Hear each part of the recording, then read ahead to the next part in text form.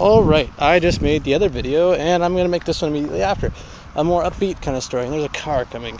Okay, once again, beautiful Fukushima, I think, where am I? Motamiya Machi, yeah. Motamiya Cho, I don't know.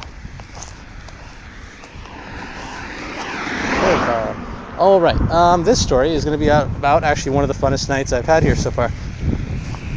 In the town I live in, Miharu, and I'm just going to go ahead and say it because I don't think it's anything wrong saying where I live here. Miharu Machi, smaller town, there's a temple there, and pretty much what we did is we all got together. Wow, it looks really nice. We all got together to help out for a comedy sketch. I can't remember the name of the kind of comedy. It's like a traditional kind of slapstick comedy is what I was told, and I couldn't understand really a word of it. Well, barely any of it. But it was, from what I saw, it was funny. From what I could just make out of the movements and things like that, it was funny. But yeah, that we pretty much helped out the whole day getting ready. I got to work in the kitchen with all the women, and it was a lot of fun learning just how to do different things because I really like to cook. And that's one of the things I came here to do, is learn how to cook a lot of Japanese food. So I'm learning all these things. I'm having a great time. And then it comes to be the time of the show, a little live show inside the temple. And it was an amazing temple. Really nice guy, the head monk, and his son as well. They actually offered if I wanted to stay in Japan, I could get on a cultural visa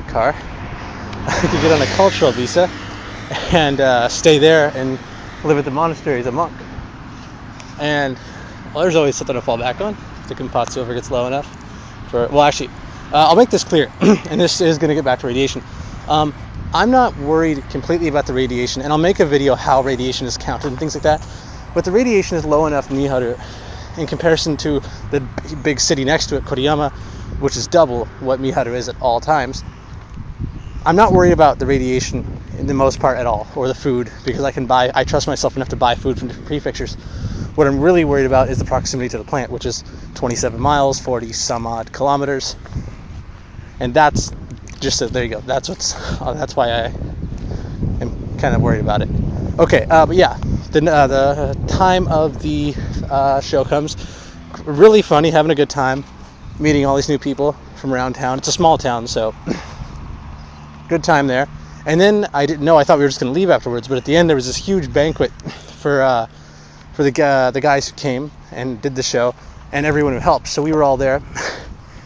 And next thing I know, I'm in a huge banquet.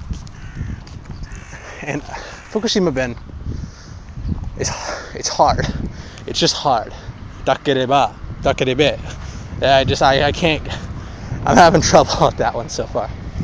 But yeah, okay. I'm making as much sense of the conversations I'm trying to have. And next thing I know, the sake comes out. And a sake cup. I'm used to seeing sake cups about yay big.